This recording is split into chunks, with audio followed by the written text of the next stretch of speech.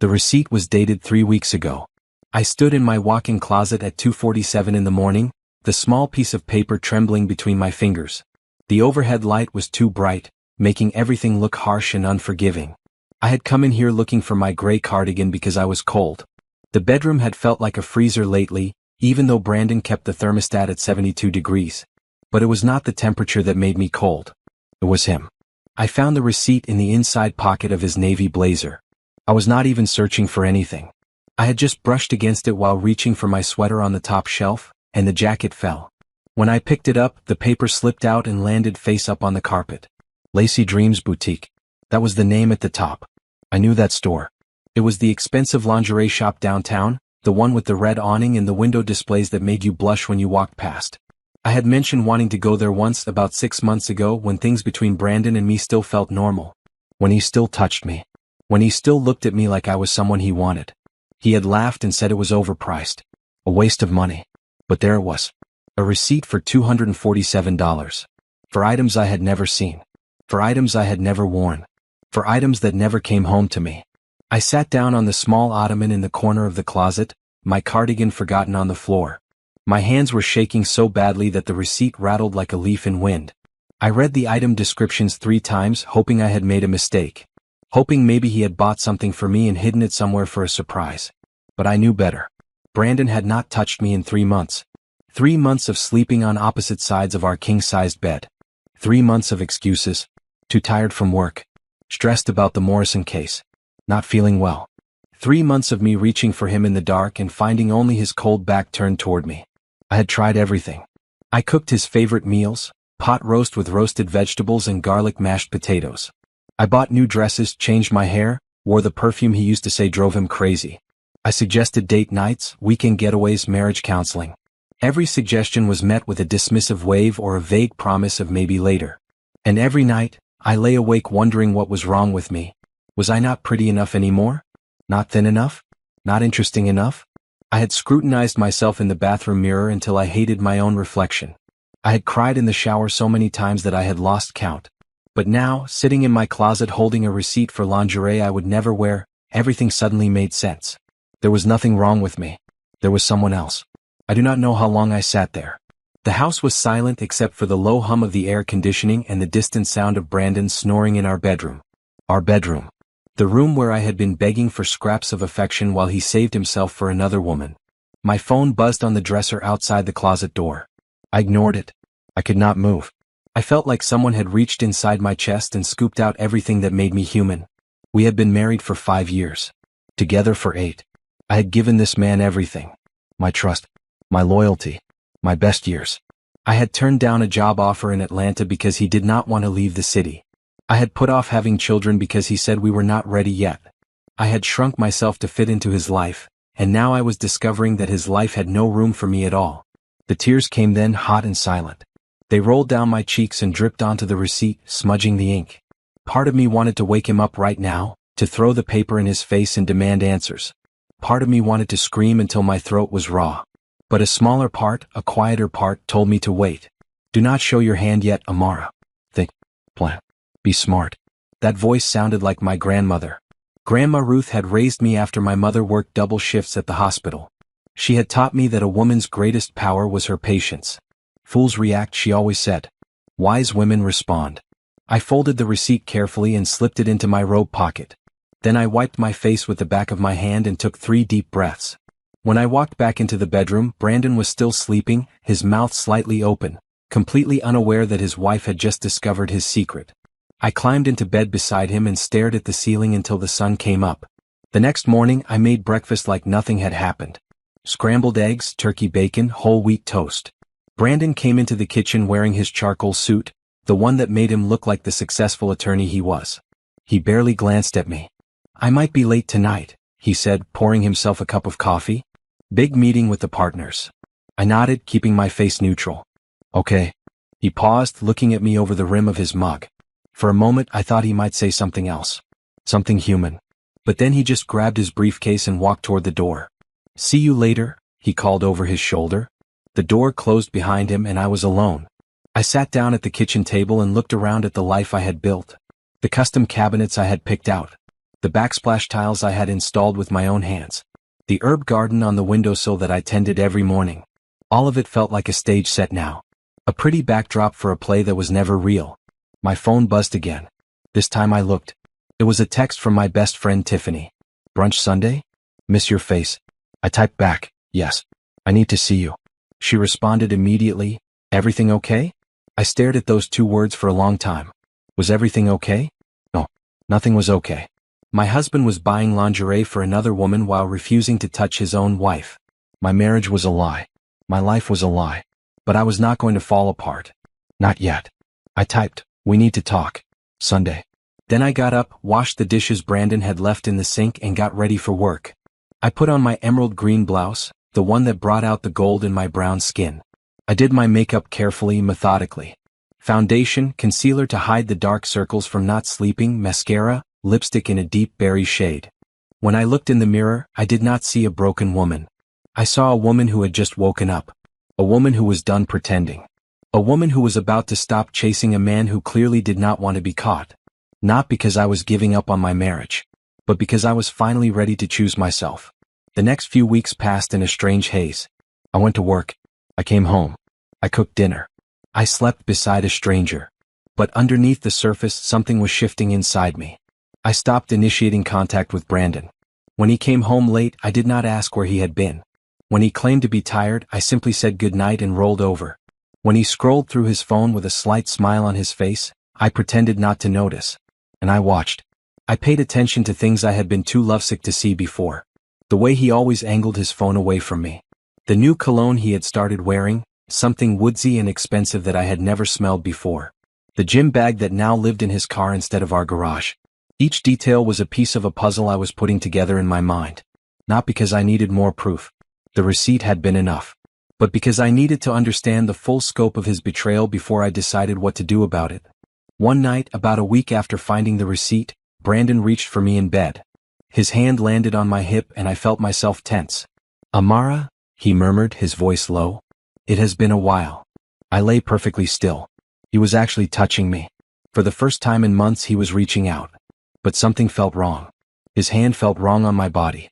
Like it did not belong there anymore. "I thought you were tired," I said quietly. He sighed and pulled his hand back. "I am." "Forget it."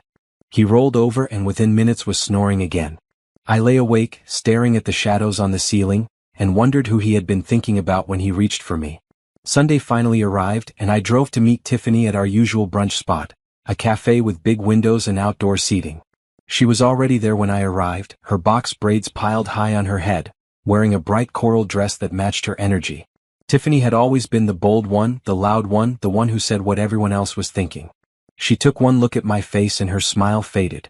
"Girl," she said, pulling me into a tight hug. "What is going on?" I sat down across from her and told her everything. The receipt. The cold bed. The distance. The phone he guarded like it contained state secrets. By the time I finished, Tiffany's jaw was tight and her eyes were blazing. "So what are you going to do?" she asked. I took a sip of my mimosa and set the glass down carefully. "I do not know yet. But I know I am done begging him to love me." Tiffany reached across the table and grabbed my hand. "Whatever you decide, I am with you. You hear me? I am with you."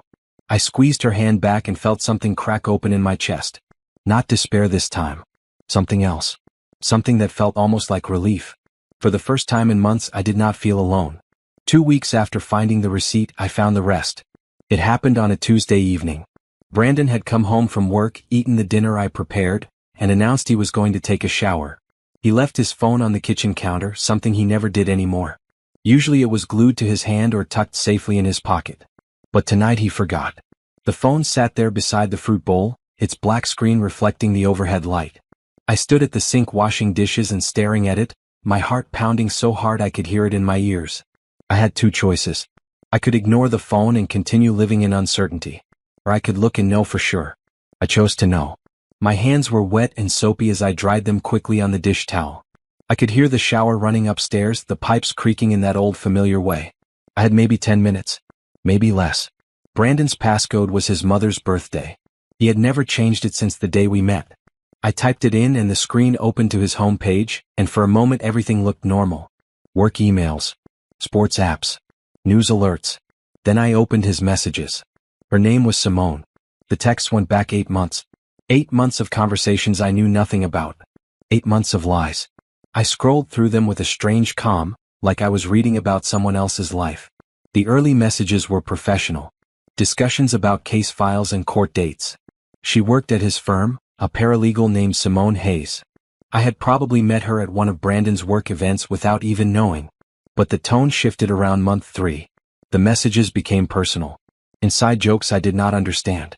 Compliments about how she looked in a meeting. Then came the first hint of something more.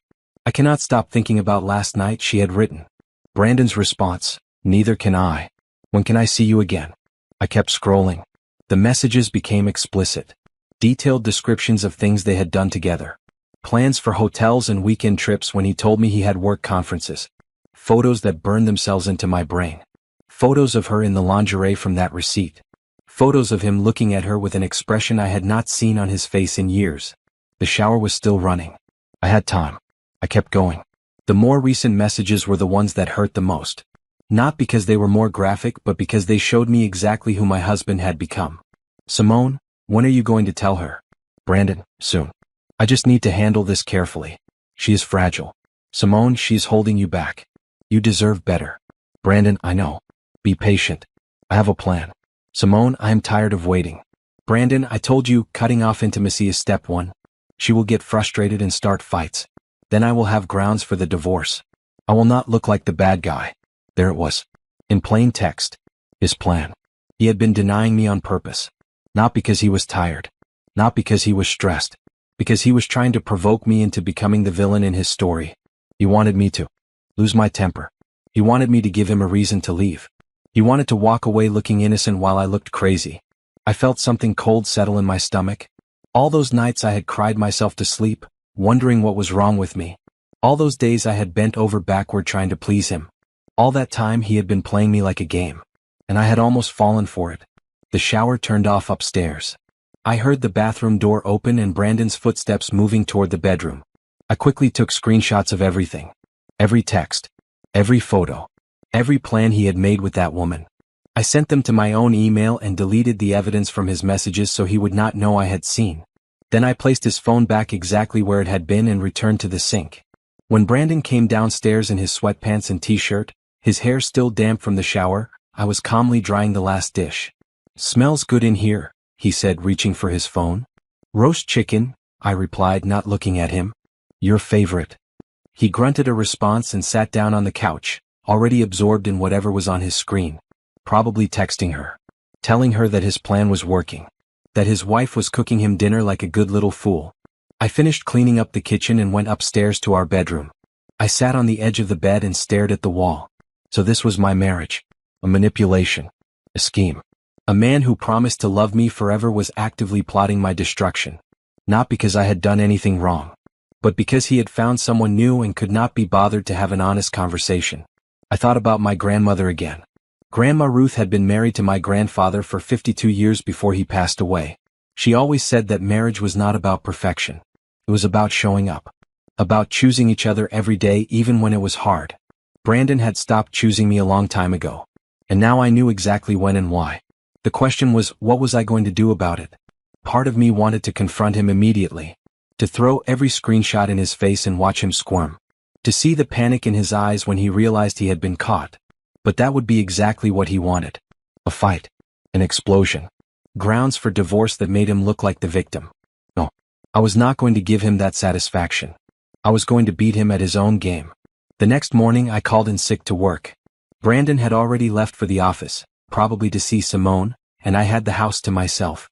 I sat at my laptop in my home office and began to research. Divorce lawyers. Financial records. Property laws in our state. I spent hours learning everything I could about how to protect myself when a marriage ends. I discovered that I had more rights than I thought. That our house, which we had purchased together after the wedding, was marital property. That his retirement accounts and investments were subject to division. I also discovered that in our state, proof of infidelity could influence the divorce settlement.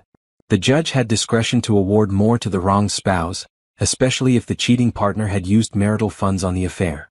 I thought about those hotel receipts, those expensive gifts, those weekend trips disguised as work conferences. Every dollar he had spent on Simone Hayes was a dollar that belonged to our marriage. By noon, I had made a list of every financial account I knew about. Our joint checking, our savings, his separate investment account that he thought I did not know about, the credit cards, the mortgage. I documented everything. Then I made a phone call.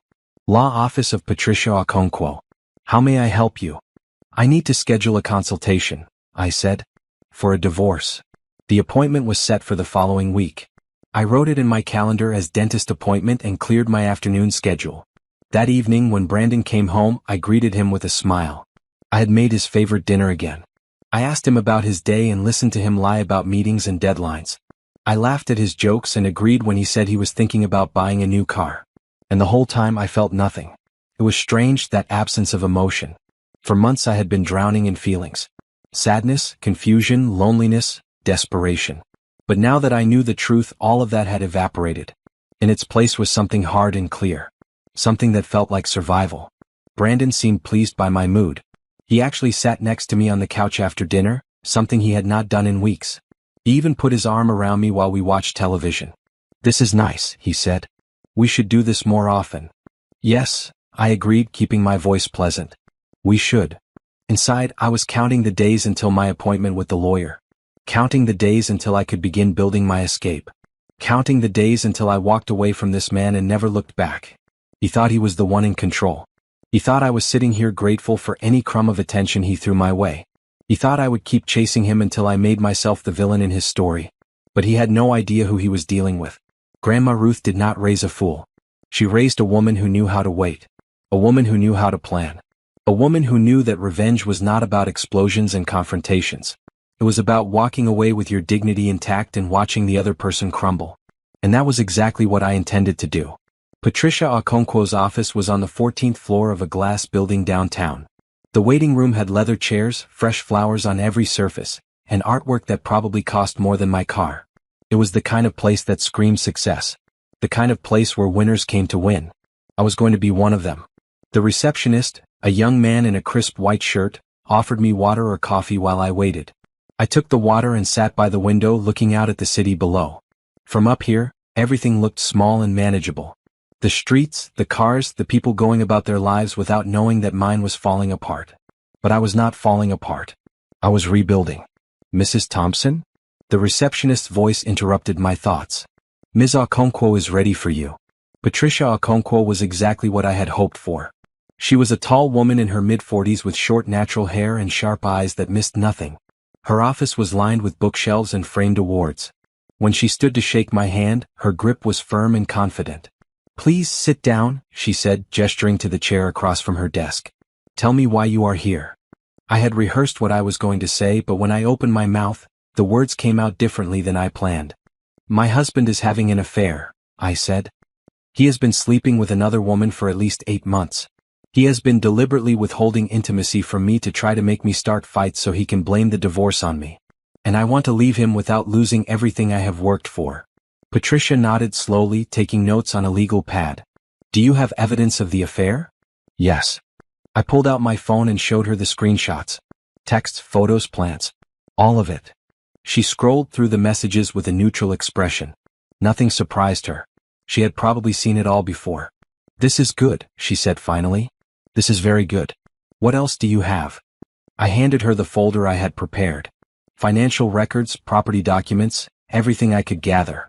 She flipped through it, nodding occasionally, asking questions. "Do you want to keep the house?" she asked. "I have not decided yet. I just want what is fair." "Fair is subjective in divorce proceedings," Patricia said. "What we can get you is what you are legally entitled to. Based on what you have shown me, that could be substantial." She explained the process. Filing the petition. Serving the papers. The mandatory waiting period. The discovery phase where both sides would have to disclose their finances. Mediation if necessary. Court if we could not reach an agreement. "How long does it usually take?" I asked. "Depends on how cooperative your husband is. A contested divorce can take anywhere from 6 months to a year or more. An uncontested divorce can be finalized in a few months."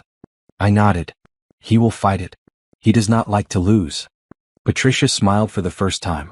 It was not a warm smile. It was the smile of a predator who had just spotted prey. "Neither do I," she said. We spent the next hour going over strategy. She advised me to continue acting normal at home for now. Do not tip him off that anything has changed. Do not confront him about the affair. Let him think he is still in control. When you are ready to file, she said, I want you to have all your important documents secured. Personal papers, jewelry, anything you do not want to fight over later. Find a new place to stay. Open your own bank account if you do not have one already. Protect yourself first. I left her office feeling lighter than I had in months. There was a plan now. A path forward. I was not trapped anymore. That Sunday, I drove to my grandmother's house. Grandma Ruth lived in the same small brick house she had shared with my grandfather for decades. The garden out front was overgrown now, but she refused to let anyone help her with it. Said she was not dead yet. She was sitting on the porch when I pulled up, a glass of sweet tea in her hand and her Bible in her lap. She was 82 years old, her hair completely white, her dark brown skin weathered by time. But her eyes were as sharp as ever. There is my girl, she said as I climbed the porch steps. You look tired. I am tired, Grandma. She patted the chair beside her. Sit. Tell me. I sat down and stared at the street for a long moment before speaking. The words were hard to say out loud even to her. Brandon is cheating on me. Grandma Ruth did not react. She just nodded slowly like she had been expecting this. How long have you known? She asked. About a month. I found proof. And what are you going to do about it? I told her about the lawyer. About the plan to gather evidence and protect my assets. About my decision to stop chasing him and start preparing to leave. She listened without interrupting, her weathered hands wrapped around her glass of tea. When I finished, she was quiet for a long time. Then she set down her glass and looked at me. You know what your grandfather used to say? She asked. He used to say that a man will show you exactly who he is if you pay attention. The problem is most women are too busy trying to see who he could be. I felt tears prick my eyes. I thought he was different, Grandma. I thought he loved me. Maybe he did. Once. She reached over and took my hand. But love is not a feeling, baby. Love is a choice. And that man stopped choosing you a long time ago. The question is, when are you going to stop choosing him? I already have, I said quietly. She squeezed my hand. Good. Then you are already halfway there. We sat together on that porch for hours. She told me stories about her marriage, the hard times and the good times. About how Grandpa had never been perfect but had always shown up. About how real love was not about grand gestures but about small daily choices. You are going to be okay, she said as I got up to leave. You come from strong stock, Amara Bennett. Do not you ever forget that. I kissed her cheek and drove home, her words echoing in my head. The next few weeks fell into a careful rhythm. I went to work. I smiled at my colleagues. I exceeded my targets and earned praise from my supervisors. On the outside, nothing had changed. But on the inside, I was building an exit. I opened a new bank account in my name only and started transferring small amounts of money each paycheck. I gathered copies of our tax returns, mortgage documents, and investment statements. I made a list of items in the house that were mine before the marriage, things that would not be subject to division. Tiffany helped me look at apartments. We spent 2 weekends driving around the city, viewing units that ranged from cramped studios to overpriced lofts. Finally, we found one that felt right. A 2-bedroom in a quiet neighborhood with big windows and hardwood floors. It is perfect, Tiffany said, standing in the empty living room. You can actually breathe in here. I wrote a check for the deposit and first month's rent. The property manager said I could move in whenever I was ready. Now I just had to decide when that would be. At home, Brandon remained oblivious. He came and went as he pleased, his phone always buzzing with messages he thought I could not see. He slept beside me every night but might as well have been a stranger. One evening he actually tried to be intimate again. He rolled toward me in bed, his hands sliding under my shirt. Hey, he murmured. It has been a while. I felt my body go rigid. His touch felt wrong. Contaminated. I knew where those hands had been. I knew who else he had touched with them. Not tonight, I said quietly. I am not feeling well. He pulled back with a sigh. You never feel well anymore. I wanted to laugh. He had the nerve to complain when he had been the one rejecting me for months. But I kept my face neutral. I have a headache, I said. Maybe tomorrow. He muttered something under his breath and rolled over. Within minutes he was snoring. I lay awake for hours, staring at the ceiling. The end was coming. I could feel it. All the pieces were in place. The lawyer, the apartment, the evidence. All I had to do was pull the trigger. But first I needed to tell my mother. Lorraine Bennett lived about an hour outside the city in a small house surrounded by pine trees. She had moved there after retiring from nursing, claiming she needed peace and quiet after 30 years of chaos in hospital emergency rooms. When I pulled into her driveway that Saturday morning, she was already standing on the porch. Mothers always know when something is wrong. "Come inside," she said, hugging me tight. I made breakfast. Over eggs and toast, I told her everything. She listened with her jaw tight and her hands clenched around her coffee mug. "I am going to kill him," she said when I finished. "No, you are not." "I might." "Mom?" She took a deep breath and unclenched her hands. "Fine. I will not kill him. But I want to." "That man stood in front of our entire family and promised to love you forever. And this is how he repays you." "I know." "I never liked him," she admitted. "Never said anything because you seemed happy. But there was always something off about him. Something slick." I thought about all the times my mother had been polite but distant around Brandon. All the subtle warnings I had ignored because I was too in love to see clearly. "You should have told me," I said. "Would you have listened?" I shook my head. "No, I would not have. I had been too far gone." We talked for hours. She offered me money, a place to stay, anything I needed. But I told her I had it handled. I had a plan. I was not the same woman I had been a year ago. When I left her house that afternoon, she stood on the porch and watched me drive away. In my rearview mirror, she looked small and worried, but also proud. That night, I came home to find Brandon dressed in a new suit I had never seen before. "Gotta work dinner?" he said, adjusting his tie in the hallway mirror. "Do not wait up." I nodded and went to the kitchen to make myself a salad. I heard the door close behind him and the sound of his car pulling out of the driveway. He was probably going to see her. Probably going to tell her how close they were to their happy ending. Probably going to make promises he had no intention of keeping. But that was not my problem anymore. I had my own happy ending to build. The morning I decided to stop trying was unremarkable in every way. There was no big fight. No dramatic revelation.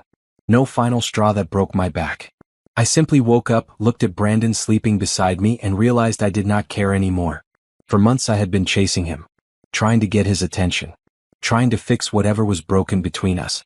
I had analyzed every conversation, replayed every rejection, and wondered endlessly what I was doing wrong. But that morning, lying in our bed watching the sunrise through the curtains, I just stopped. I got up, made breakfast for myself, and did not bother preparing anything for him. When he came downstairs looking confused, I was already dressed for work. "No breakfast?" he asked, eyebrows raised. "Ran out of eggs," I lied. The carton in the refrigerator was full. "There is cereal in the pantry." I grabbed my purse and walked out the door before he could respond. At work, I threw myself into my projects with renewed energy. I had been coasting for the past several months, too distracted by my failing marriage to give my job the attention it deserved. But now that I had mentally checked out of my marriage, I had space in my brain again. I finished 3 proposals that had been sitting on my desk for weeks. I scheduled meetings with clients I had been avoiding. I volunteered to lead a new campaign that everyone else was afraid to tackle. My boss noticed and called me into her office. "Whatever has gotten into you, I like it," she said. "Keep this up and we will talk about your future here." I smiled and thanked her. The future. For the first time in a long time, that word did not fill me with dread. At home, I continued my new approach. I stopped asking Brandon about his day. Stopped checking his schedule. Stopped waiting up when he came home late. Stopped crying in the shower and stopped analyzing his moods. I just lived my life like he was a roommate I barely knew. It took him about a week to notice. "You seem different lately," he said one evening. We were sitting in the living room, him on his phone, me reading a book I had been meaning to finish for months. "Different how?" I asked without looking up. "I do not know. Distant, I guess." I turned a page. "I am just tired from work." He stared at me for a long moment. I could feel his eyes on me but refused to meet them. "Okay," he said finally. "If you say so." But I could hear the uncertainty in his voice. He was used to me pursuing him. Used to me asking what was wrong and trying to fix it. This new Amara who did not seem to care was unfamiliar territory. Good. Let him wonder. The second week he started trying harder. He came home early one night with flowers. Red roses, the kind he used to bring me when we were dating. "Thought you might like these," he said, holding them out like a peace offering. I took them, put them in a vase with water, and set them on the kitchen counter. "They are nice," I said. "Thank you." That was it. No questions about what the occasion was. No tearful gratitude that he was finally paying attention to me. Just a simple acknowledgement and back to whatever I had been doing. He stood in the kitchen looking lost. This was not how the script was supposed to go. I was thinking we could go out to dinner this weekend, he said. That Italian place you like. I have plans with Tiffany this weekend. Maybe another time. His jaw tightened slightly. You have been spending a lot of time with Tiffany lately. She is my friend. I know. I just feel like we never see each other anymore. I finally looked at him. Really looked. He seemed genuinely confused, like a child whose toy was not working properly. He was trying all the buttons he used to push to get a reaction from me, and nothing was happening. We see each other every day, Brandon. We live together. That is not what I mean. I closed my book and set it aside. What do you mean then? He opened his mouth but no words came out. He did not know how to say it. He wanted me to chase him again. He wanted me to beg for his attention so he could go back to withholding it. But I was no longer playing that game. Nothing, he said eventually. Forget it. He walked out of the room and I heard him climbing the stairs to our bedroom. A moment later his phone buzzed. Probably Simone wondering why he was home early. I picked up my book and continued reading. The apartment Tiffany had helped me find was waiting. I had paid the deposit and first month's rent, but I had not moved anything in yet. I was waiting for the right moment. That moment came on a Tuesday afternoon. I left work early and drove to our house. Brandon's car was not in the driveway, which meant he was still at the office or wherever he went these days. I had about 3 hours before he typically came home. I worked quickly. Clothes, shoes, toiletries, personal documents, photo albums, jewelry that had been gifts from my family. I packed everything into boxes and loaded them into my car. I made multiple trips, stacking the boxes in my new apartment's living room. When I was done, I stood in our bedroom and looked around. The closet looked emptier now, but not obviously so. A casual observer might not notice anything was missing. Brandon certainly would not. He never paid attention to my things. I left his wedding ring on the dresser. Just the ring. No note. No explanation. Let him figure it out. Then I drove to my new apartment and started unpacking. The space was smaller than what I was used to, but it felt more like mine. The walls were bare and the rooms were empty, but that meant I could fill them however I wanted. No more adjusting to someone else's taste. No more compromising on furniture or paint colors. That first night alone, I ordered takeout, sat on my new living room floor, and ate straight from the container. The silence was strange at first. No footsteps upstairs, no sports games on the television, no phone buzzing with messages for someone else. Just me. I thought I would feel sad. Or scared. Or lonely. But instead I felt something else entirely. Relief. My phone rang around 9. Brandon. I let it go to voicemail. He called again. And again. Then the text started. Where are you? Why is your ring on the dresser? Amara, answer your phone. This is not funny. Call me back. I did not respond to any of them. Instead, I finished my dinner, took a long hot shower in my new bathroom and went to bed early. For the first time in months, I slept through the night. The next morning, I blocked his number. Not permanently. Just for now. I needed space to think clearly, and I could not do that with him flooding my phone with messages. Tiffany came over that evening to help me unpack. She showed up with wine and a speaker playing music that made her want to dance.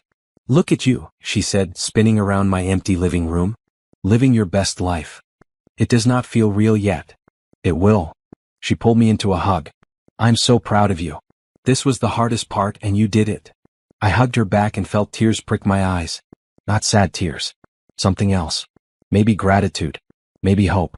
We spent the evening assembling cheap furniture from the big box store. Tiffany was terrible at following instructions and I was not much better. But by midnight I had a bed frame, a small couch and a kitchen table. Home sweet home, Tiffany declared, collapsing onto the couch. Now all you need is some plants. And maybe art. And definitely curtains because your neighbors can see directly into your living room right now. I laughed. A real laugh. I could not remember the last time I had laughed like that. The next day at work, I received an email from Patricia Okonkwo. Everything was ready. The petition had been drafted. All she needed was my signature and she could file. Are you ready? She wrote. I typed back, yes. The divorce papers would be served at his office, in front of his colleagues, on a day and time of his choosing that would cause maximum embarrassment. Patricia had suggested it. Let him feel a fraction of the humiliation he has put you through, she said. I agreed. Brandon Thompson had thought he could break me. He thought his little scheme would drive me crazy and give him an easy exit. He thought I would beg and cry and fight until I became the villain in his story. Instead, I had simply walked away. And now he was about to find out what that really meant. Brandon Thompson was served divorce papers at 11:47 a.m. on a Thursday morning. I was not there to see it, but Patricia Okonkwo had arranged for a process server who was known for being efficient and discreet. He walked into the lobby of Brandon's law firm, asked for Brandon by name, and handed him the envelope in front of the reception desk. Patricia called me 15 minutes later. "It is done," she said. "He has been served." I was sitting at my desk at work, staring at my computer screen without seeing anything on it. My heart was beating fast, but my hands were steady. "How did he react?" I asked. The server said he went pale. Then he excused himself and went straight to his office. "He has been in there ever since with the door closed." I nodded even though she could not see me. "Okay. What happens next?" "We wait. He has 30 days to respond. Most likely he will hire his own attorney and we will begin negotiations. Or he will try to contact you directly to talk you out of it." "He cannot contact me. I blocked his number." "He will find a way. They always do." Patricia's voice softened slightly. "Are you okay?" I thought about the question. Was I okay? My marriage was officially ending. The life I had planned and built for 5 years was crumbling. The man I had loved was about to become my legal adversary. But I was not sad. I was not scared. "I am okay," I said. And I meant it. The first attempt at contact came that same afternoon. Brandon showed up at my office. I was in a meeting when my assistant knocked on the conference room door, her face apologetic. "I am sorry to interrupt," she said, "but there is someone in the lobby asking for you. He says he is your husband." I felt every eye in the room turn toward me. My colleagues knew I was married, but Brandon had never visited me at work before. This was new. This was unexpected. This was exactly what Patricia had predicted. I excused myself from the meeting and walked to the lobby. Brandon was standing by the reception desk, still in his work suit, his face tight with barely controlled anger. "We need to talk," he said when he saw me. "There is nothing to talk about. You filed for divorce. Without even discussing it with me. Without warning. You just walked out and served me papers like I was some kind of criminal." I kept my voice level. "Lower your voice. This is my place of work." He glanced around at the curious faces watching us and seemed to collect himself. When he spoke again, his voice was quieter but no less intense. "Please, can we just talk? 5 minutes. That is all I am asking." I could have said no. I should have said no. Patricia had advised me to communicate only through lawyers from this point forward. But there was something I needed to say to him. Something I needed him to hear from my own mouth. 5 minutes, I agreed. Outside. We walked to a small courtyard behind my office building. It was empty except for a few pigeons pecking at crumbs on the concrete.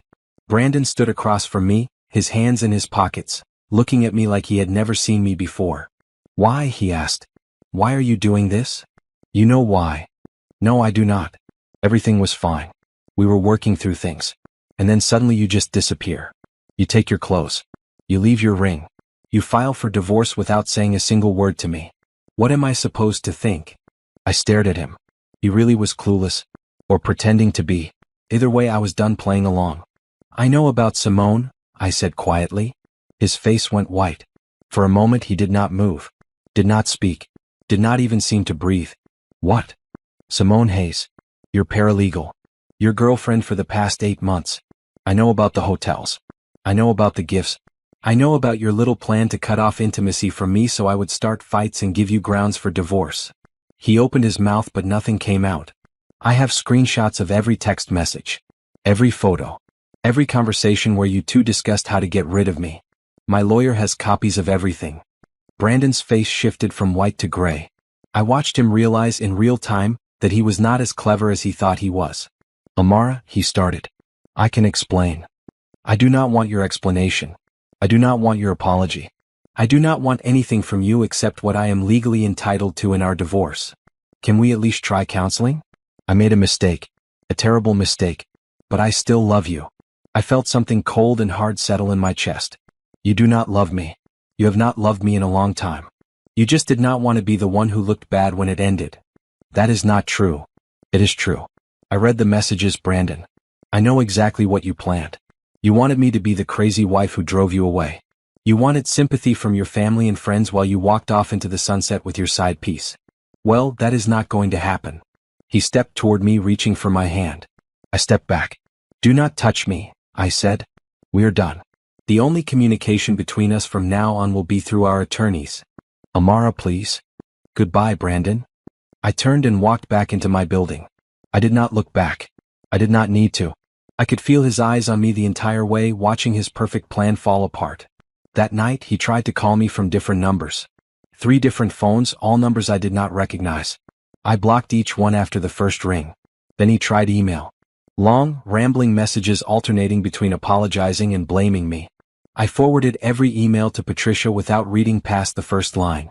By the end of the week, he had hired his own attorney. Patricia called to tell me that his lawyer was requesting a meeting to discuss settlement terms. He wants to negotiate, she said. That is a good sign. It means he does not want this to go to trial. What do you think he will offer? Something low. They always start low. He will probably offer you the house in exchange for waiving rights to his retirement accounts. Or he will offer to split everything 50-50 and pretend like the affair never happened. What should I accept? Nothing yet. Let him make the first move. Then we counter. The evidence we have of his infidelity gives us significant leverage. He knows that if this goes to trial, the affair becomes public record. His reputation at his firm, his standing in the legal community, all of it could be damaged. I thought about Brandon's face when I told him I knew about Simone. The fear in his eyes. The realization that he was no longer in control. He will fight dirty, I said. He does not like to lose. Neither do I, Patricia reminded me. Trust the process. We are going to win this. A week later we had our first mediation session. It was held in a neutral conference room in a downtown office building. Brandon sat on one side of the table with his attorney, a thin man with glasses who looked like he had never smiled in his life. I sat on the other side with Patricia. We did not look at each other directly. All communication went through the lawyers. Brandon's opening offer was insulting. He proposed that I keep my personal belongings and receive a small cash settlement in exchange for giving up any claim to the house, his retirement accounts, or his other assets. Patricia did not even blink. My client is entitled to half of all marital assets. That includes the house, the retirement accounts, the investment portfolio, and the savings accounts. In addition, given the documented evidence of your client's infidelity and financial misconduct, we believe the court would be sympathetic to awarding a larger portion to Mrs. Thompson. Brandon's attorney leaned in and whispered something to him. Brandon's jaw tightened, but he nodded. We can discuss a more equitable split, the attorney said carefully. But my client insists that this matter be resolved quickly and privately. He does not want a prolonged legal battle. Then he should not have conducted an 8-month affair, Patricia replied coolly. My client is not in a rush. She is prepared to take this matter to trial if necessary. The mediation ended without an agreement. But I could see the cracks forming in Brandon's confidence. He had expected me to roll over, to accept whatever scraps he threw my way just to make this end. Instead, I was fighting back, and I was winning. Walking out of the building, Patricia put a hand on my shoulder. You did well in there, she said. Some clients fall apart in mediation. You were calm and steady. I have already done my falling apart, I said. In private. Now I am just finishing what he started. She smiled. That predator smile again. Good. Because this is only the beginning. The second mediation session was worse than the first. Brandon came in aggressive, his attorney armed with accusations and demands. They claimed I had abandoned the marriage. They questioned my mental state. They even suggested that I had been the one with inappropriate relationships, pointing to my recent closeness with Tiffany as evidence of instability. Patricia shut them down with calm precision. My client has time-stamped evidence of your client's infidelity going back 8 months, she said, sliding a folder across the table. Text messages, photographs, hotel receipts. All paid for with marital funds. Any attempt to paint my client as the wrongdoer will be met with the full disclosure of this evidence in court. Brandon's attorney went quiet after that. He flipped through the folder, his face growing more pinched with each page. Brandon himself would not look at me. He sat with his arms crossed, staring at a spot on the wall like he was trying to burn a hole through it. We need to discuss custody arrangements, his attorney said finally, clearly trying to change the subject. There are no children in this marriage, Patricia replied. Custody is not applicable. I meant for the property. Specifically the house. The house. Our house. The one I had helped pick out, decorated with care and turned into a home. The one where I had been rejected and humiliated for months while Brandon pursued his affair. I did not want that house anymore. It held nothing but bad memories. My client is willing to relinquish her claim to the house, Patricia said, in exchange for a larger share of the liquid assets and full ownership of the marital vehicle currently in her possession. Brandon's head snapped toward me. For the first time in the session he looked at me directly. I could see the surprise in his eyes. He had expected me to fight for the house. Expected that to be the battleground where we tore each other apart. Instead I was letting it go. Moving on. Refusing to be tied to anything that reminded me of him. That is acceptable, his attorney said quickly before Brandon could object. We spent the rest of the session hashing out details. The retirement accounts would be split 60-40 in my favor, based on the documented evidence of his financial misconduct during the affair. The savings accounts would be divided evenly. The investment portfolio would be liquidated and split. By the end, Brandon looked diminished, smaller somehow, like the fight had gone out of him. But I knew better than to let my guard down. Patricia had warned me that some people became most dangerous when they felt cornered. She was right. 2 days after the mediation, Brandon showed up at my apartment. I do not know how he found the address. Maybe he followed me from work. Maybe he hired someone to track me down. Either way, when I came home that evening, he was sitting on the steps outside my building. We need to talk, he said, standing up when he saw me. We have lawyers for that. This is different. This is about us. About our marriage. I stopped walking and faced him. He looked rough. Dark circles under his eyes, stubble on his jaw, wrinkled shirt like he had been sleeping in his car. There is no us anymore, Brandon. There is no marriage. There could be. If you would just give me another chance. His voice cracked slightly. I made a mistake. A terrible mistake. But I have ended things with her. It is over. I want us to try again. I felt nothing. No sympathy. No anger. Just a hollow emptiness where my feelings for this man used to live. You want me back because you are losing, I said quietly. Because the divorce is not going the way you planned. Because your family is starting to ask questions. You do not want me. You want to stop the bleeding. That is not true. It is true. I know you better than you think, Brandon. I have watched you for 8 years. I know how your mind works. He stepped closer. Please, Amara. I am begging you. Do not throw away everything we built. You threw it away. Months ago. When you decided another woman was more important than your wife. I was wrong. I know that now. Knowing is not enough. Actions matter. And your actions have shown me exactly who you are. He reached for my hand. I pulled away before he could touch me. Leave, I said. Do not come here again. If you show up at my home or my workplace again, I will file for a restraining order. His face twisted. The pleading mask slipped and I saw the anger underneath. You are going to regret this, he said. When you are alone and miserable, you are going to remember that I tried to fix things. I tried to make it right. The only thing I regret is not leaving sooner. I walked past him, unlocked my building's front door and went inside without looking back. I heard him standing there for a long moment. Then footsteps retreating. A car door slamming. An engine starting and driving away. I stood in my hallway with my back against the wall, breathing slowly until my heart stopped racing. He was gone. For now. The third mediation session was scheduled for the following week. But before we got there, something unexpected happened. Brandon's parents reached out to me. Evelyn Thompson called on a Sunday afternoon. I almost did not answer, but curiosity got the better of me. Amara, she said, her voice formal and cold. Harold and I would like to meet with you. Why? We have questions about the divorce. Things we would like to understand. I considered saying no. These people had never been particularly warm toward me. Judge Harold Thompson was a stern man who rarely spoke at family gatherings, and Evelyn had always looked at me like I was not quite good enough for her son. But I agreed to meet them. If they had questions, they deserved answers. And if they were going to take Brandon's side, I wanted them to do it with full knowledge of what he had done. We met at a coffee shop the next day. Harold and Evelyn were already seated when I arrived, both of them looking uncomfortable in the casual setting. Thank you for coming, Evelyn said stiffly. I sat down across from them. What did you want to know? Harold cleared his throat. Brandon has told us that you left him without warning.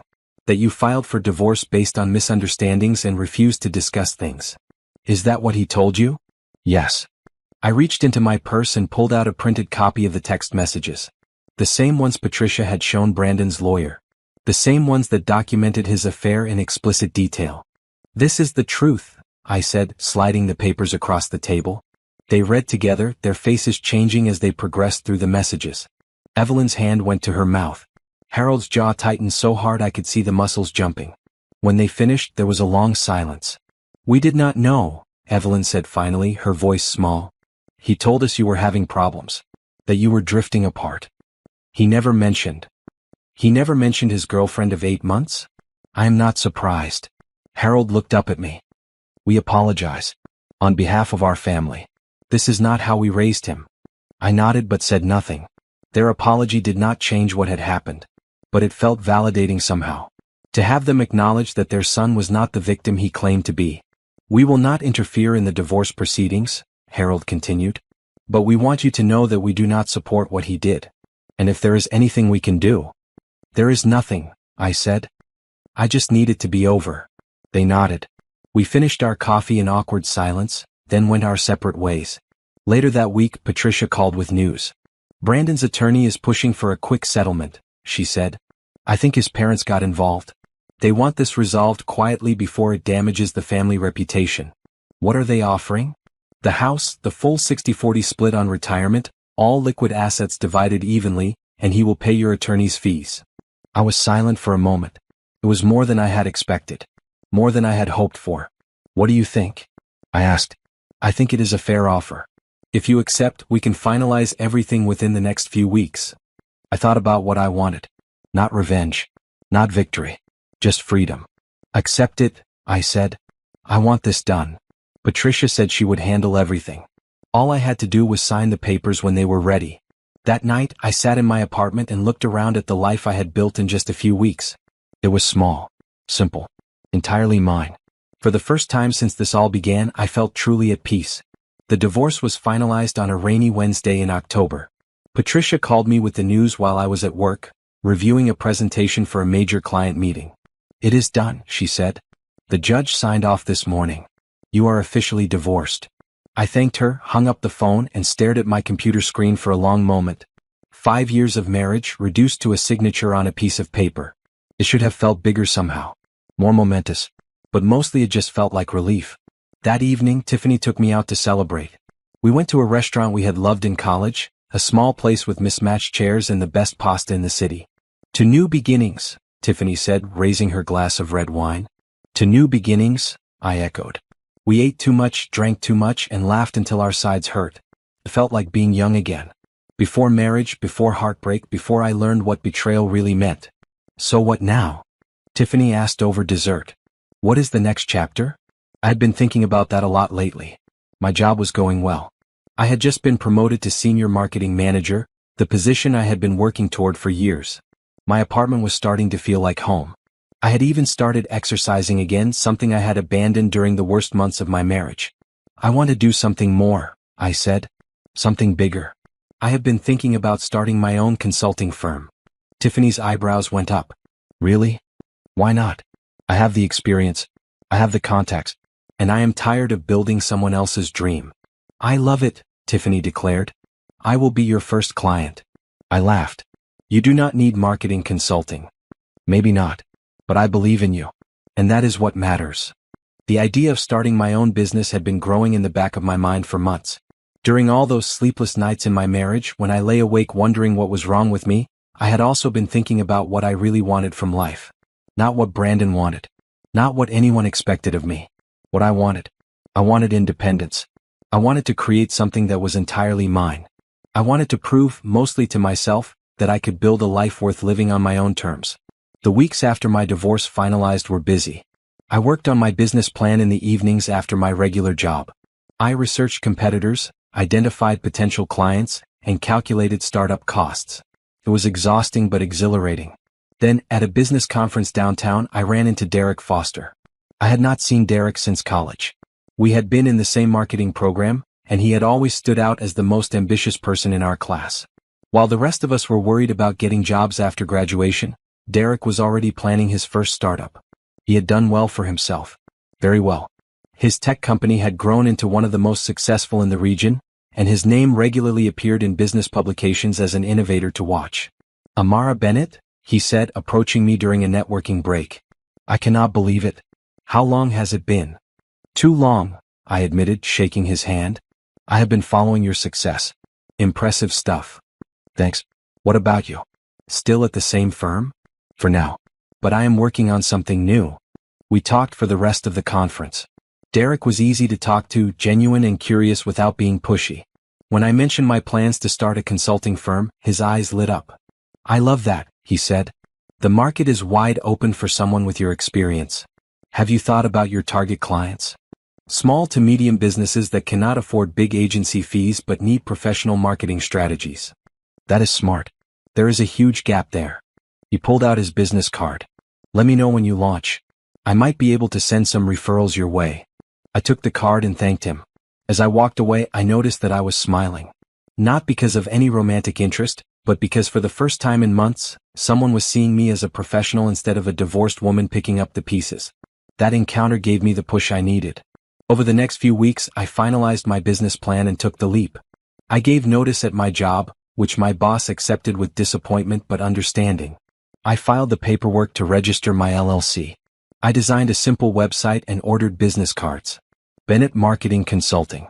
That was the name I chose. Using my maiden name felt right. Like reclaiming a piece of myself I had lost. My first client was a small bakery downtown that needed help building their social media presence. The work was not glamorous, but it was mine. I threw myself into it, designing campaigns and tracking metrics like my life depended on it. Word spread. The bakery owner told a friend who told another friend. Within 2 months, I had more clients than I could handle alone. I started turning down work because there was simply not enough time in the day. Derek followed up on his promise. He referred 3 different business owners to me, each of whom became long-term clients. We started meeting for coffee occasionally to discuss industry trends and compare notes. You should scale, he said one afternoon. Hire some help. You are leaving money on the table by staying small. I am not sure I am ready to be someone's boss. You're already a boss. You just do not have employees yet. He smiled. Think about it. I know some people who might be looking for work. I thought about it. A lot. The idea of growing my business from a solo operation into a real company was terrifying but exciting. Grandma Ruth's voice echoed in my head. You come from strong stock, Amara Bennett. Do not you ever forget that. I was not forgetting. I was proving it. 6 months after launching, I hired my first employee. Then a second. We moved from my apartment's home office into a small but professional space downtown. I had a real business, a real staff, a real future, and I had built it all on my own. Meanwhile, Brandon's life was falling apart. I heard the news through the grapevine, through mutual acquaintances who thought I should know, through Tiffany who had sources everywhere. His performance at work had suffered. Projects were delayed. Clients were complaining. The partners at his firm had put him on notice. Then the affair became public. Someone at his firm discovered the truth and started talking. Within weeks, everyone knew. The attorneys, the paralegals, the support staff. They all knew that Brandon Thompson, the rising star, had been cheating on his wife with a junior employee. His reputation crumbled. The firm quietly removed him from their partnership track. Clients asked to be reassigned to other attorneys. His colleagues stopped inviting him to lunches and networking events. I heard he moved out of our old house and into a small apartment on the other side of town. The house was too big for one person anyway and too full of memories he probably wanted to forget. Part of me wanted to feel satisfaction. This was karma after all. He had tried to destroy me and instead he had destroyed himself. But mostly I just felt distant from it all. Like it was happening to someone I used to know, in a life that was no longer mine. I was too busy building my future to dwell on his past. The full collapse of Brandon Thompson's carefully constructed life happened over the span of 3 months. It started with the whispers at his firm. The affair, once hidden behind closed doors and secret hotel rooms, had become common knowledge. Someone had seen the divorce filings. Someone else had connected the dots about his long lunches with Simone Hayes. Before long, everyone from the senior partners to the mailroom clerk knew the truth. In the legal world, reputation is everything. Brandon had spent years building his image as a trustworthy, ethical attorney. The kind of man you could rely on to handle sensitive cases with discretion. The kind of man whose word meant something. That image was shattered now. I heard about it from Patricia, who still had contacts at his firm. They removed him from the Mackenzie case, she told me over the phone. That was his biggest client. The partners reassigned it to someone else without even discussing it with him first. What about the partnership? Off the table. Indefinitely. Some of the senior partners are pushing for him to leave the firm entirely. I felt nothing. No joy, no sadness. Just a hollow acknowledgement that consequences had finally caught up with a man who thought he could escape them. Simone Hayes did not fare much better. In the chaos following the affair's exposure, Brandon had done what Brandon always did. He protected himself. According to the gossip that filtered through various channels, he told anyone who would listen that Simone had pursued him. That she had been relentless in her advances. That he had been weak but she had been predatory. He threw her under the bus without a second thought. Simone was let go from the firm 2 weeks later. Officially it was a restructuring. Unofficially, everyone knew she was being removed to avoid further scandal. I found out through Tiffany, whose cousin worked in the same building. She is devastated, Tiffany reported. Apparently she really believed he was going to leave you for her. That they were going to build a life together. And instead he blamed the whole thing on her and walked away. I thought about Simone. About the woman who had received the lingerie I never saw. Who had spent 8 months believing she was special while helping Brandon scheme against his own wife. Part of me wanted to feel sorry for her. She had been lied to just like me. Used and discarded when she was no longer convenient. But mostly I felt nothing. She had made her choices. She had known he was married. She had actively participated in plans to hurt me. Whatever happened to her now was her own doing. I was not going to waste my energy on sympathy. The final blow to Brandon's crumbling empire came from his own family. Judge Harold Thompson had spent his entire career building a legacy of integrity. He was known throughout the legal community as a man of principle, someone who held himself and others to the highest standards. Having a son who cheated on his wife with a coworker and then tried to manipulate the divorce to make himself look innocent was, apparently, more than Harold could stomach. I learned about their confrontation from an unexpected source, Evelyn Thompson herself. She called me on a Sunday evening, 3 months after the divorce was finalized. I almost did not answer. Amara, she said, her voice tired. I know I have no right to call you. But I wanted you to know something. Okay. Harold spoke with Brandon last week. About everything that happened. About the affair, the divorce, the way he treated you. I was silent, waiting. It did not go well, Evelyn continued. Harold told Brandon he was ashamed of him. That he had raised him to be better than this. They have not spoken since. I was not sure how to respond. Part of me was surprised that Harold had taken such a strong stance. Another part wondered if it was really about me at all, or if Harold was more concerned about his own reputation. Why are you telling me this? I asked. Because I wanted you to know that we believe you. And that we are sorry for what our son put you through. Her voice cracked slightly. I failed as a mother somewhere. I do not know where. But I failed. Thank you for telling me, I said. I appreciate it. We hung up and I sat with the phone in my hand for a long time. The Thompson family was fracturing because of Brandon's choices. His parents were disappointed. His career was in ruins. His reputation was destroyed. The woman he had cheated with had been discarded. Everything he had built was crumbling around him. And I was thriving. Bennett Marketing Consulting had grown faster than I ever expected. We now had 4 employees working out of our downtown office. Our client list had expanded to include restaurants, boutiques, tech startups, and even a few larger corporations. I was working harder than I ever had in my life. But it was good work. Fulfilling work. Work that belonged to me. My apartment had transformed from an empty space to a real home. I had added plants, artwork, comfortable furniture. Tiffany said it finally looked like someone lived there. Someone who has her life together, she added with a smile. I was not sure about having my life together. There were still hard days. Still moments when I woke up at 3 a.m. and wondered how everything had gone so wrong. Still times when I caught myself reaching for a phone to text a husband who no longer existed. But those moments were fewer now. And shorter. And surrounded by longer stretches of peace. One afternoon, Derek stopped by my office with coffee and a proposition. I have a business proposal, he said, settling into the chair across from my desk. Hear me out before you say no. I am listening. My company is launching a new product line next quarter. We need a full marketing campaign from strategy to execution. I want to hire Bennett Marketing. I blinked. Derek, that is a huge contract. I do not know if we have the capacity. You can expand. Hire more people. This could put your firm on the map. I thought about what he was offering. It was the biggest opportunity one had ever been presented with. The kind of project that could transform my business from a small boutique operation into something truly significant. But it would also mean relying on Derek. Trusting him with my professional future. After everything I had been through, trusting anyone felt like a risk. He seemed to read my hesitation. I know what you are thinking. But this is business, Amara. I'm not trying to complicate your life. I am trying to help you succeed because I think you are talented. Why? Why what? Why do you care about my success? He paused, considering the question. Because I remember you from college.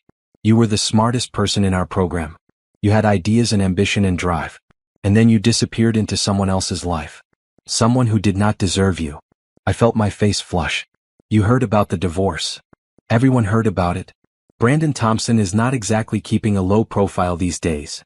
Derek leaned forward. But that is not why I am here. I am here because I believe in your business. And I think we could do great work together. I told him I would think about it. He nodded, finished his coffee, and left. That night I called Grandma Ruth.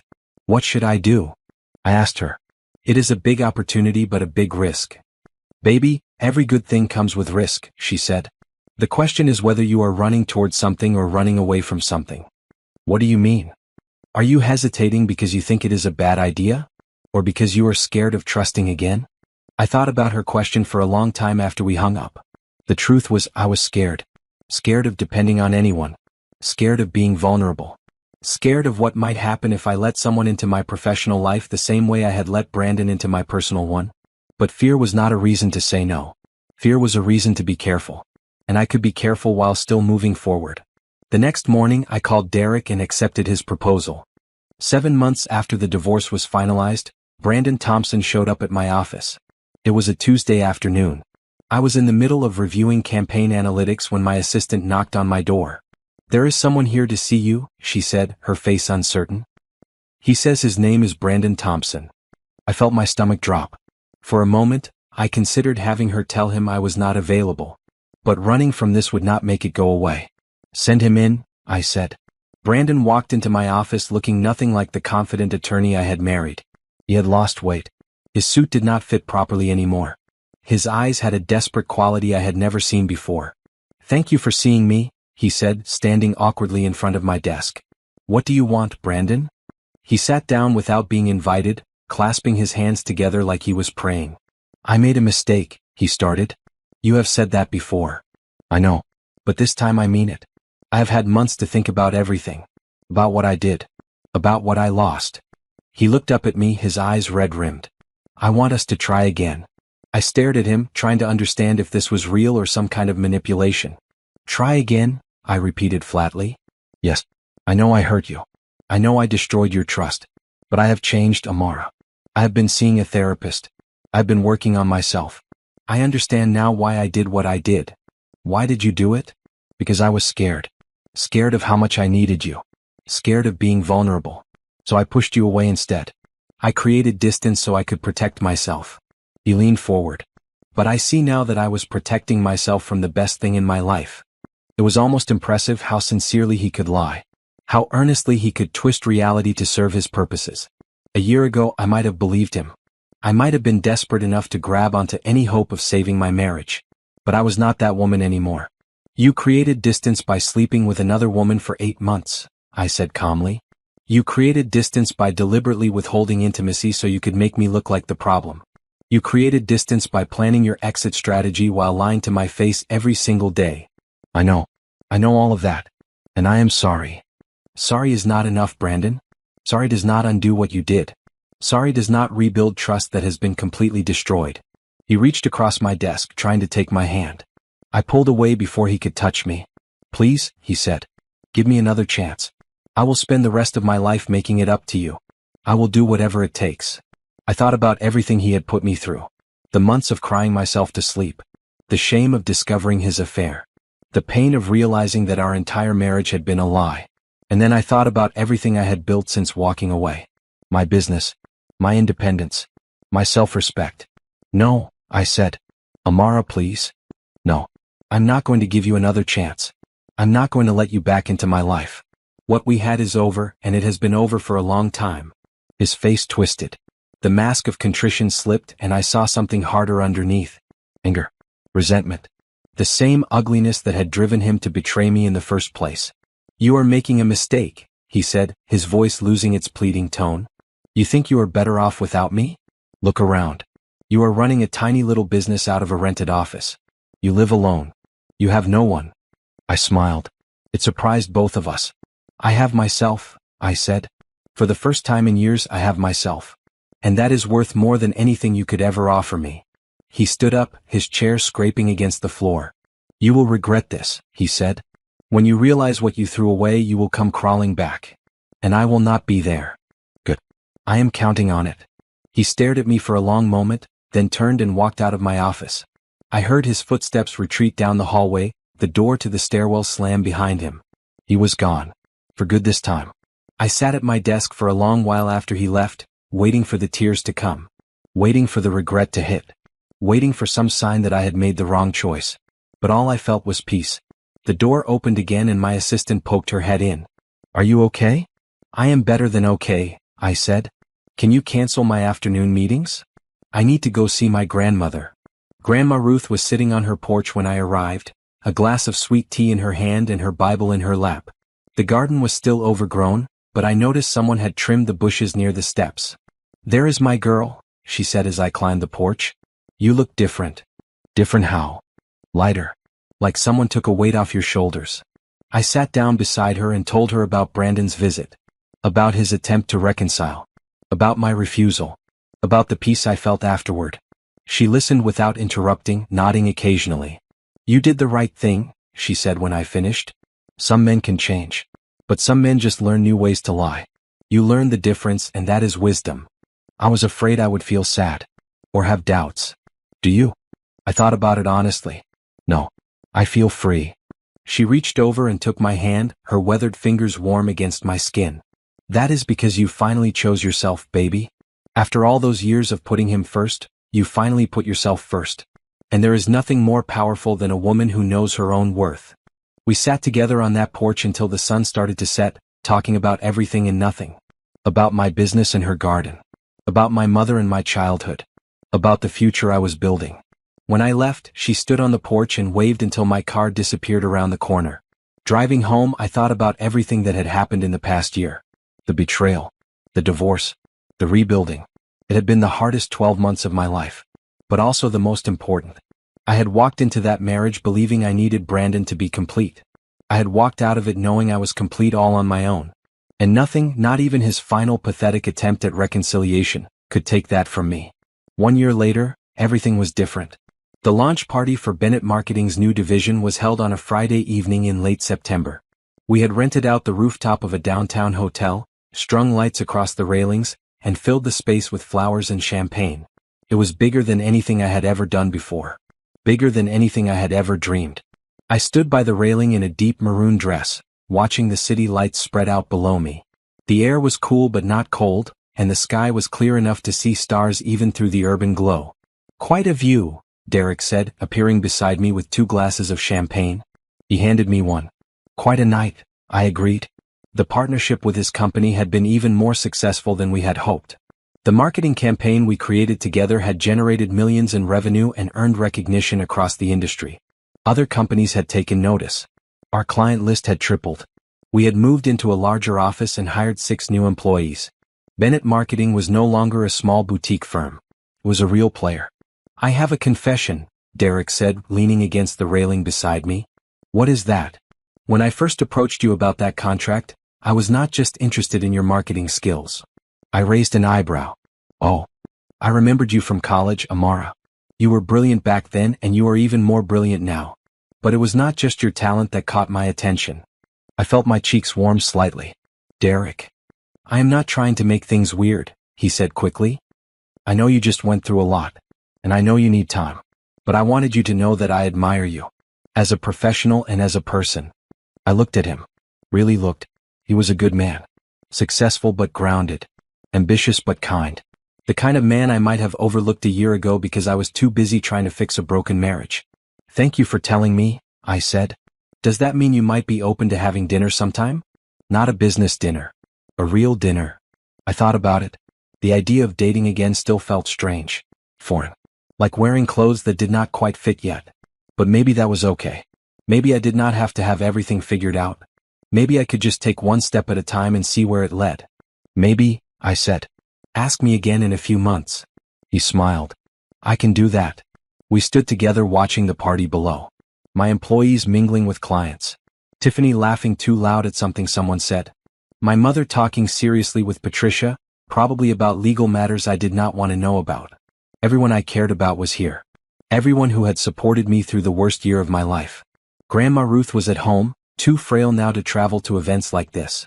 But she had sent flowers that morning with a card that read, "Your grandfather would be so proud." So am I. I had cried when I read it. Happy tears this time. There you are, Tiffany said, appearing suddenly and pulling me into a hug. The woman of the hour, hiding on the roof. Not hiding. Appreciating. Same thing. She pulled back and looked at me with tears in her eyes. I am so proud of you, Amara. You built all of this from nothing. Not nothing. I had help. You had determination. The help just showed up along the way. The party continued late into the night. I gave a speech that I had rehearsed a dozen times but still fumbled through nervously. Everyone applauded anyway. Around midnight, when most of the guests had gone home and only a handful of stragglers remained, I stepped outside for some air. My phone buzzed with a text from Tiffany, who had already left. Check your email. Sent you something interesting. I opened my email and saw a forwarded article from a legal news website. Thompson Partners announces departure of senior associate Brandon Thompson. I read the article slowly. Brandon had been let go from his firm. Not fired outright but encouraged to resign. The article mentioned declining performance and undisclosed personal issues. He was unemployed. His career was effectively over. I stared at the article for a long time, waiting to feel something. Satisfaction maybe. Or vindication. After everything he had put me through, seeing him fail should have felt like justice. But mostly I just felt tired. Tired of thinking about him. Tired of caring what happened to him. Tired of carrying even the memory of our relationship around with me. I closed the email without responding to Tiffany. Brandon Thompson was part of my past now. A chapter 1 had closed and would not reopen. The future was what mattered. The business I was building. The relationships I was nurturing. The woman I was becoming. I walked back into the party and found Derek talking with one of my employees about marketing trends. He looked up when I approached and smiled. Everything okay? He asked. Everything is perfect. And for the first time in a long time, I actually meant it. The next morning, I drove to Grandma Ruth's house with leftover flowers from the party. She was sitting on her porch as always, watching the birds in her overgrown garden. Tell me everything, she said as I sat down beside her. So I did. I told her about the speeches and the champagne. About Derek's confession and my cautious response. About the article I had read and the peace I felt afterward. She listened with her eyes half closed, nodding occasionally. You know what your problem was? She said when I finished. What? You spent too many years trying to be somebody's everything. Wife. Supporter. Cheerleader. You poured yourself into that man and there was nothing left for you. I know. But now look at you. She opened her eyes and smiled. You are a business owner. An employer. A success. And you did it all on your own. I had help, I repeated. You had love. That is different from help. Love holds you up when you are falling. But you are the one who climbed back up. You are the one who chose to keep going when everything in you wanted to quit. I felt tears prick my eyes. I learned from the best. She squeezed my hand. You learned from your own strength, baby. I just reminded you it was there. We sat together on that porch for hours, watching the sun climb higher in the sky. When I finally left, I did not feel sad. I felt grateful. Grateful for the grandmother who believed in me. For the friend who stood by me. For the lawyer who fought for me. For the man who had shown me that I deserved better, even if he did not know that was the lesson he was teaching. Grateful for the pain that had made me stronger. For the betrayal that had set me free. For the ending that was really a beginning. I drove home through streets that were starting to feel familiar.